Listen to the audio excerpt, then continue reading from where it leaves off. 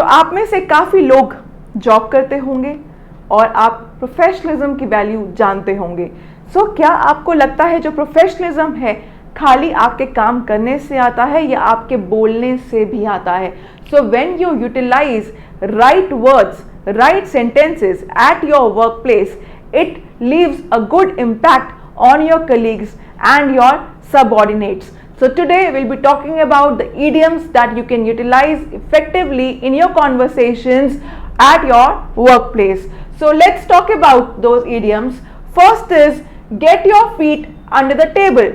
Of course, when you are new in some job and you are not confident or comfortable right now with the atmosphere or maybe about the work, you can use get your feet under the table. That means you can, how you will use, I am giving the example. It's my first week at the new company and I have not gotten my feet under the table. मतलब ये मेरा पहला ही हफ्ता है and अभी मैं इतना familiar या कॉन्फिडेंट नहीं हुआ हूँ या हुई हूँ। आप ये चीज़ यूज़ कर सकते हैं। अगर आपको कोई नया प्रोजेक्ट मिल रहा है, आपको कोई नया वर्क अलॉट हुआ है and you are not familiar with that, so how will you use? You can say I need some time to get my feet under the table. I need some time to get my feet under the table. अगर आप job पे नहीं भी हैं और वैसे भी आपको कोई काम करने को कहा जाता है जिसका आपको आइडिया नहीं है, आप कंफर्टेबल नहीं है, बट आप कर देंगे अगर आपको टाइम दिया जाए, तो आप क्या बोलेंगे? I need some time because I need to get my feet under the table. Alright. Next is go the extra mile. Of course, to put extra effort या more effort than expected into achieving something. जब आपको कुछ achieve करना है, आप extra efforts put in करते हैं, तो उस केस को क्या बोलते हैं? Go extra miles. For example, Julie always goes the extra mile to make her mom happy. अपनी मदर को खुश करने के लिए Julie always goes extra miles. To win the contract, he went the extra mile to prepare the documents before the meeting. Meeting से पहले ही उसने documents prepare किए एंड इस प्रोजेक्ट को, इस कॉन्ट्रैक्ट को फाइनल करने के लिए, जीतने के लिए he went extra miles. Then another example is he went the extra mile just to make her feel special at the wedding. Wedding पे उसको स्पेशल फील कराने के लिए he went extra miles. go का क्या हो गया? went, मतलब वो गया, किया. Alright. Next is put one's feet up. Of course, when you are done with something, you need to sit and relax, right? To relax and rest, especially with your feet raised off the ground, it is called as put one's feet up. मतलब rest करना, अपने पैर के ऊपर पैर चढ़ा के आराम से ऊपर करके पैर, जब आप रिलैक्स करते हैं, स्पेशली वो तब करते हैं जब आपका सारा काम हो गया है and you relax, you want to relax, you will utilise the idiom put one's feet up. कैसे बोलेंगे? We are done.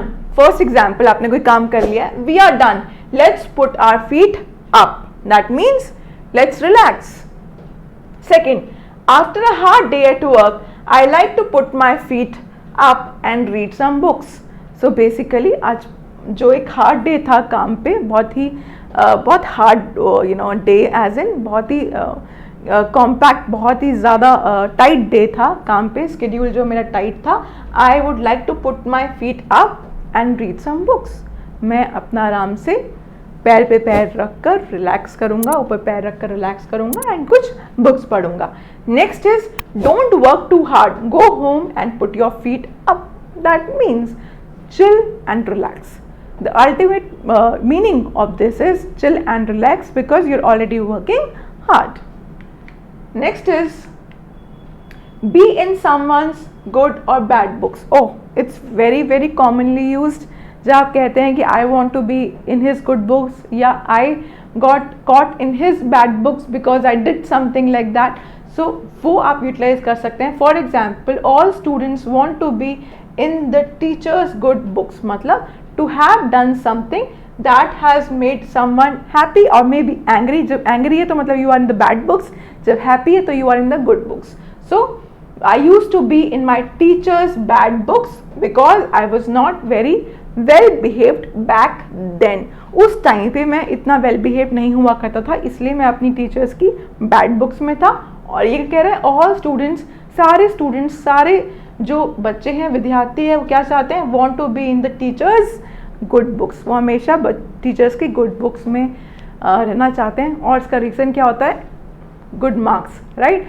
सो कई बार वैसे भी और कई बार अपनी परफॉर्मेंस को लेकर भी बच्चे चाहते हैं कि टीचर्स की गुड बुक्स में रहें। Next is give someone the sac.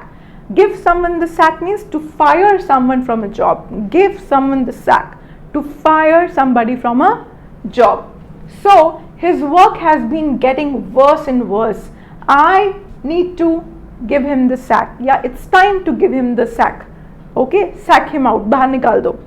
Okay, तो आप क्या यूज कर रहे हैं, giving someone the sack is such a hard decision for me. I always have a rational discussion with them beforehand.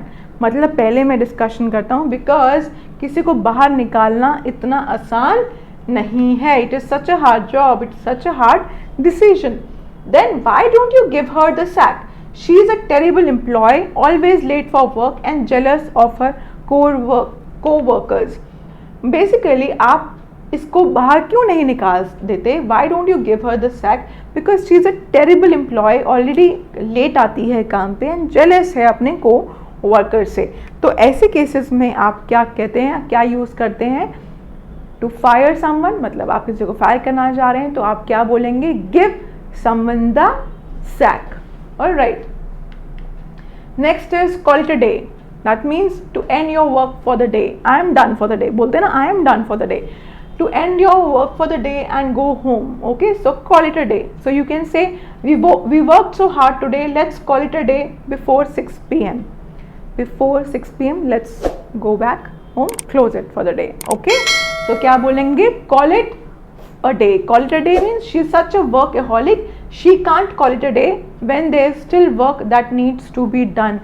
अगर काम बचा हुआ है और वो इतनी वर्कहॉलिक है, she can't call it day, वो ये नहीं इसको रैप अप कर दे कि she will not and the work for the day. Okay, what time do you usually call it a day? तो अगर आपसे कोई पूछता है कि आप अपना काम कब खत्म कर लेते हो, so what time do you usually call it a day, तो आप बोलेंगे 5 PM, ओके, या 6 PM। तो उस केस में क्या होगा, call it a day utilize होगा। Alright, all in a day's work, मतलब ये तो मेरा रोज का काम है ना। सो आपसे कोई पूछता है are you tired, so you say no, it's all in a day's work, मतलब ये तो मेरा रोज का काम है। Then fixing machines seem hard for women but for her it's all in a day's work, मतलब वैसे तो मशीन्स फिक्स करना it's hard for women, they find it difficult, but then इसके लिए तो कोई आसानी है, इसका तो रोज का काम है।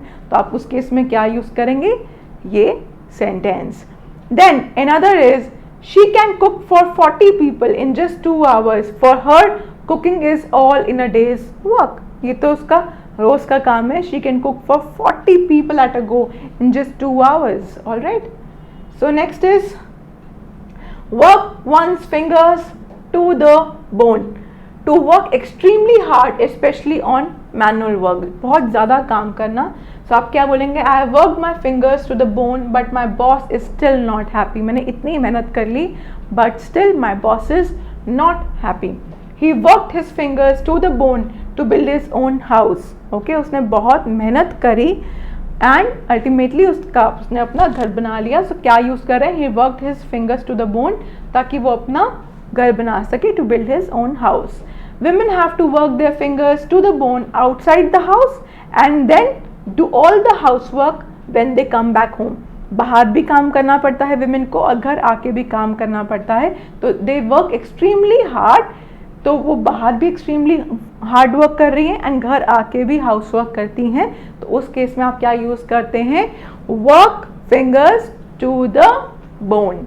I'm coming again, it's work one's fingers to the bones. Okay.